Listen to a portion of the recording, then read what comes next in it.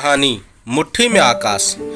एक माह पूर्व सुनंदा ने डिफेंस ऑफ कंट्रोल अकाउंट्स के ऑफिस में ज्वाइन किया था। उस दिन ऑफिस पहुंचकर उसने चपरासी को बुलाकर कहा, सुरेश AN4 सेक्शन से अकाउंट्स ऑफिसर को बुला लाओ। सुरेश चला गया और वह अपने सामने रखी फाइल पढ़ने लगी। 5 मिनट पश्चात उसके कानों में आवाज आई, मे आई कम इन? यस कहते हुए सुनंदा ने ज्यों ही सिर उठाया, आगंतुक बुरी तरह चौंका। सुनंदा तुम? वह भी उसे देख कम हैरान नहीं थी, किंतु उसने स्वयं पर काबू पाते हुए कहा, मिस्टर क्या नाम है आपका? कुछ क्षण की खामोशी के पश्चात वह बोला, पवन गुप्ता हूँ। तो मिस्टर पवन गुप्ता, क्या आपको पता है कि अपनी सीनियर अधिकारी को उसके नाम से नहीं वरन मैडम संबोधित करते हैं? ओह आई एम सॉरी मैडम। पवन का चेहरा बुझ गया। सुनंदा बोली, हेड क्वार्टर से मेल आया है, फाइनेंशियल एडवाइजरी की रिपोर्ट अभी तक पहुंची क्यों नहीं, जबकि उसकी लास्ट डेट निकल चुकी है। इसे भेजने का काम आपका ही है ना? जी मैडम। दरअसल पिछले माह मेरी दूसरी बेटी का जन्म हुआ है, बस तभी से लाइफ में कोई ना कोई प्रॉब्लम चल रही है, जिसके चलते मुझे बार बार छुट्टी लेनी पड़ती है। दूसरी बेटी कहते हुए जिस बेचारी और मायूसी के भाव उसके चेहरे पर आए, उससे सुनंदा का मन वितृष्णा से भर उठा। वह रूखे स्वर में बोली, देखिए ऑफिस को आपकी पर्सनल प्रॉब्लम से कुछ लेना देना नहीं है। 2 दिन में यह रिपोर्ट मेरी टेबल पर पहुंचनी चाहिए। अब आप जा सकते हैं। शाम को सुनंदा घर लौटी। रोहन अभी तक नहीं आए थे। उसने चाय बनाई, कुछ सैंडविच लिए और निचले फ्लोर पर पहुंच गई मम्मी पापा के पास। दरवाजा रोहन ने खोला तो आश्चर्यचकित हो उठी, अरे आप यहाँ? मम्मी पापा के लिए फल लाया था, अभी तुम्हें फोन करने ही जा रहा था कि चाय बनाकर यहीं ले आओ, सब साथ पिएंगे। उसका हृदय पुलक उठा। कितना ख्याल रखते हैं रोहन मम्मी पापा का, उसकी अपनी भावनाओं का। वह सोचती बाद में है और वह पहले ही हर काम पूरा कर देते हैं। इस विचार से उसकी आंखें भर आई। रोहन उसके जीवन में ईश्वर की नेमत बनकर आए हैं। उसका रोम रोम इस बात का साक्षी है। उस शाम देर तक वे दोनों मम्मी पापा से बातें करते रहे, फिर खाना खाकर अपने अपने फ्लैट पर आ गए। रोहन काफी थक गए थे, इसलिए लेटते ही सो गए, किंतु उसकी आंखों में नींद नहीं थी। आज ऑफिस में यकायक उसका अतीत उससे सम्मुख आ खड़ा हुआ था। अतीत के वे पन्ने जिन्हें अपनी जिंदगी की किताब से वह फाड़कर फेंक चुकी थी, ना जाने कहां से आकर उसकी आंखों के आगे फड़फड़ाने लगे। उस दिन वह MSc फाइनल कर रही थी। उमंग उत्साह से भरी वह अपने जीवन के आकाश में ऊंचाइयों के नए आयाम तक करना चाहती थी। तभी मम्मी की फिक्र ने उसकी उड़ान पर रोक लगा दी। वह हतप्रभ थी। मम्मी, यह अचानक आपको मेरे विवाह की बात कहां से सूझ गई? आप तो प्रारंभ से ही लड़कियों के स्वावलंबी और आत्मनिर्भर बनने की हिमायती रही हैं। सुनंदा, चाहती मैं भी हूं कि तुम आत्मनिर्भर बनो, किंतु हमारी समस्या को समझो। तुम्हारे पापा के रिटायर होने में 4 वर्ष शेष हैं। उससे पहले हम तुम्हारे और नीतू दोनों के विवाह के दायित्व से मुक्त होना चाहते हैं। रही तुम्हारे आत्मनिर्भर बनने की बात, तो तुम विवाह उपरांत टीचिंग कर लेना। उसने मम्मी के सुझाव को मान लिया। अब पापा ने उसके लिए लड़के की तलाश शुरू कर दी थी। एक दिन वे सब एक विवाह समारोह में गए थे। वहीं पवन और उसके परिवार से मुलाकात हुई। उनका रह रहकर सुनंदा को प्रशंसात्मक दृष्टि से निहारना संकेत दे रहा था कि वह उन्हें पसंद है। 4 दिनों बाद उन्होंने घर आकर इस बात की पुष्टि भी कर दी। देखने में भले ही पवन साधारण था, किंतु उसके परिवार का ऊंचा स्टेटस, उसकी सौम्यता और सबसे बढ़कर उसकी सरकारी नौकरी इस रिश्ते को स्वीकृत करने की बड़ी वजह थे। 3-4 मुलाकातों में सुनंदा इतना तो जान गई कि पवन दिल का साफ और स्पष्टवादी था और सुनंदा को ऐसे लोग पसंद थे। घर में खुशियों के रंग बिखर गए थे।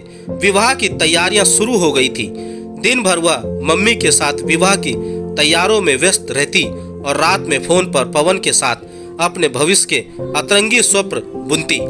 नीतू की भी अपने होने वाले जीजू से अच्छी दोस्ती हो गई थी। घर में सभी प्रसन्न थे। उस समय कहाँ जानते थे कि अनहोनी दबे पांव उनकी ओर बढ़ रही है। एक सुबह चाय पीते हुए पापा के सीने में तेज दर्द उठा। सुनंदा ने तुरंत एम्बुलेंस बुलवाई और पापा को लेकर वे लोग हॉस्पिटल आ गए। पापा आईसीयू में एडमिट थे।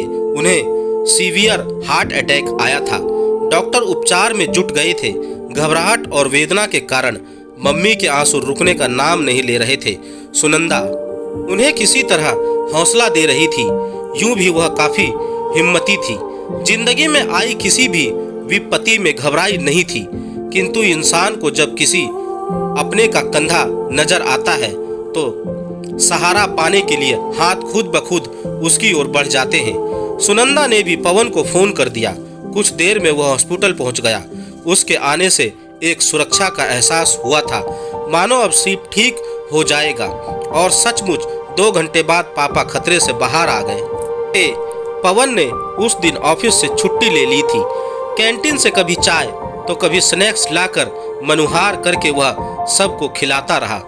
उसका यह अपनत्व सुनंदा के मन को छू रहा था।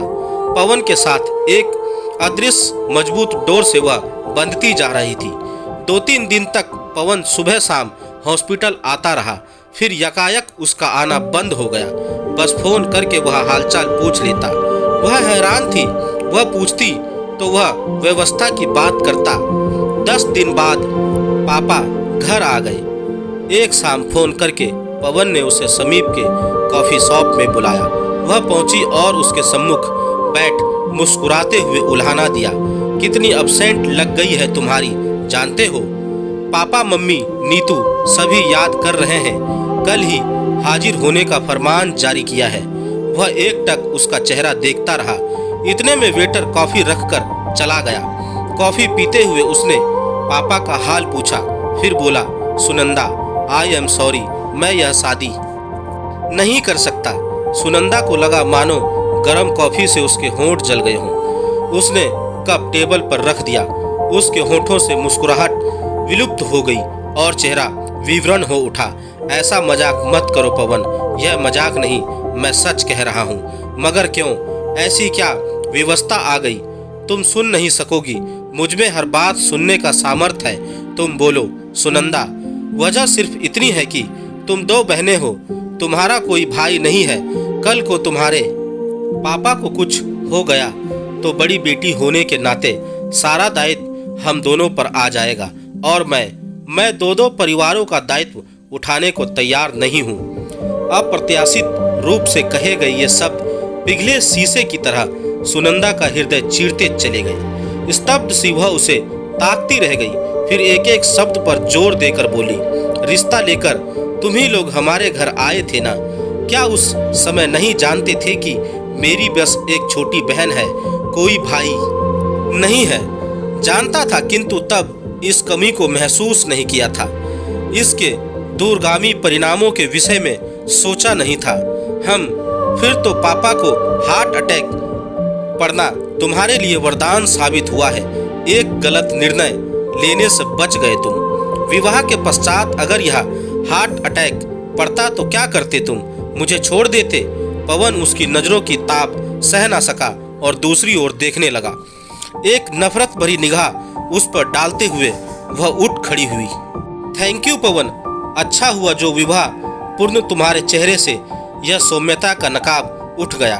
मैं भी तुम्हारे जैसे नपुंसक इंसान से शादी जुड़ने से बच गई। तुम लड़कियों को अभिशाप समझते हो ना, तो ईश्वर से प्रार्थना करना तुम्हारे घर में कभी कोई बेटी जन्म ना ले। हृदय में नफरत, क्रोध, अपमान और पीड़ा का तूफान समेट वह घर लौट आई। किंतु घर में उसने किसी को इस तूफान का एहसास नहीं होने दिया। पापा अभी कमजोर हैं, इस आघात को सह नहीं पाएंगे। यही भाव मन में रखे वह पवन को लेकर ना जाने कितने बहाने बनाती रही। किंतु कब तक? पापा मम्मी की अनुभवी आंखों को हवाओं के बदलते रुख का अंदाजा हो ही गया। सब कुछ जानकर मम्मी बोली, रिश्ता टूटने से बहुत बदनामी होगी सुनंदा। हम लोगों को क्या मुंह दिखाएंगे? तुम पवन को बुलाओ, मैं उससे बात करूंगी। किसी भी स्थिति में हम उस पर कभी कोई बोझ नहीं डालेंगे। वह तड़प उठी। लोगों के भय से आप मेरा विवाह ऐसे व्यक्ति के साथ कर देंगी जो मेरे परिवार को बोझ समझ रहा हो? क्या उसके साथ मैं प्रसन्न रह पाऊंगी?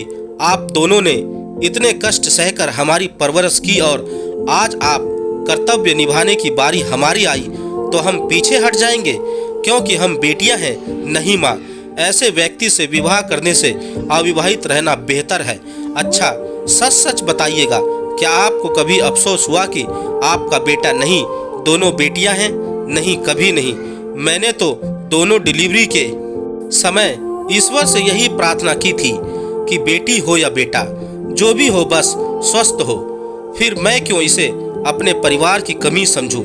सुनंदा ठीक कह रही है इंदु, ऐसी घटिया सोच वाले इंसान से मैं अपनी बेटी का विवाह हरगिज नहीं करूंगा। पापा बोले। उस पूरी रात वह विचारों के भंवर में डूबती उतराती रही और अतः उसने फैसला कर लिया। सुबह नाश्ते की टेबल पर मम्मी ने पापा से कहा, सुनंदा के लिए कोई और लड़का देखिए। नहीं मम्मी, बस अब और नहीं, मैंने फैसला कर लिया है। मैं सिविल सर्विसेज का एग्जाम दूंगी, जीवन में बड़ा मुकाम हासिल करूंगी ताकि फिर कभी कोई ना कह पाए कि इस परिवार में बेटा नहीं है। बिल्कुल ठीक दीदी, मैं भी अब मेडिकल की तैयारी करूंगी। नीतू चहक कर बोली, अरे तुम दोनों मनमानी मत करो, यह तो सोचो तुम्हारे पापा रिटायर। बस इंदु, पापा ने टोका, मुझमें अपनी बेटियों को पढ़ाने का सामर्थ्य है। बच्चों को अपने जीवन का फैसला स्वयं करने दो, उन्हें अपने पंखों को आजमाने दो। अगर हौसला हो, दिशा सही हो तो इंसान की मुट्ठी में आकाश भी समा जाता है। बस उसी दिन से सुनंदा सिविल सर्विसेज की तैयारियों में जुट गई। प्रमुख बुद्धि की स्वामिनी तो वह पहले से ही थी। जब अब कामयाबी पाने का जुनून उसके सिर चढ़कर बोला तो सफलता का मार्ग स्वयं प्रशस्त होता चला गया। प्रथम प्रयास में ही इतनी बड़ी कामयाबी से घर में सभी आहिदित्य थे। समय से सुनंदा ट्रेनिंग के लिए हैदराबाद पहुंच गई। इतना बड़ा खूबसूरत कैंपस और विभिन्न प्रांतों से आए ट्रेनीज, कुल मिलाकर वहां का माहौल खुशनुमा था। एक दिन वह फूड कोर्ट में लंच कर रही थी, तभी उसे पीछे से किसी ने पुकारा। सुनंदा मुड़ी तो अपने कॉलेज के साथी रोहन को देख वह एक सुखद आश्चर्य से डूब गई। वह बोला, तुमने कभी बताया नहीं था कि तुम सिविल सर्विस में जाना चाहती हो। कभी कभी जिंदगी के बड़े फैसले अचानक लिए जाते हैं। वह मुस्कुराई। याद है कॉलेज में फर्स्ट पोजीशन को लेकर हम दोनों के बीच कितनी खींचातानी रहती थी। मेरा एक भी नंबर ज्यादा आ जाए तो तुम्हारी यह नाक कैसे फूल जाती थी। उसने सुनंदा की नाक पकड़कर जोर से हिलाई तो वह खिलखिलाकर हंस पड़ी। रोहन उसे अपलक निहारने लगा। यार तुम तो पहले से भी ज्यादा खूबसूरत हो गई हो। उसके गाल आरक्त हो उठे, नजरें शर्म से झुक गई। धीरे धीरे उनकी दोस्ती प्राग होने लगी। जब 2 सालों के बीच सामंजस्य हो, स्वभाव और सपने एक हो तो अपनत्व की कोपल स्वतः फूटने लगती है। उन्हीं दिनों रोहन 4 दिनों के लिए अपनी बहन के विवाह में गया। उस समय कितनी व्याकुल थी वह। रोहन से मिलने की तड़प ने उसे एहसास कराया कि अपनत्व की ये कोपल प्रेम के नन्हे पौधे में बदल चुकी थी। स्नेह स्नेह 1 साल बीत गया। अगली सुबह सभी ट्रेनीज को अपने शहर लौट जाना था। उस शाम वह और रोहन पार्क की बेंच पर बैठे थे। यकायक रोहन ने उसका हाथ थाम लिया और भावुक स्वर में बोला, सुनंदा, मैं तुमसे प्यार करता हूँ, जीवन भर के लिए तुम्हारा साथ पाना चाहता हूँ। मुझसे शादी करोगी? रोहन की आंखों में चाहत के सितारे झिलमिला रहे थे। उसकी छुअन और प्रणय निवेदन से सुनंदा के शरीर में सिहरन दौड़ गई। उससे पहले कि उस मीठी सिहरन से वह मदहोश होती, अतीत की कटु स्मृतियों ने उसकी चेतना को जगा दिया। वह बोली, रोहन, तुम जानते हो हम 2 बहनें हैं, हमारा कोई भाई नहीं है।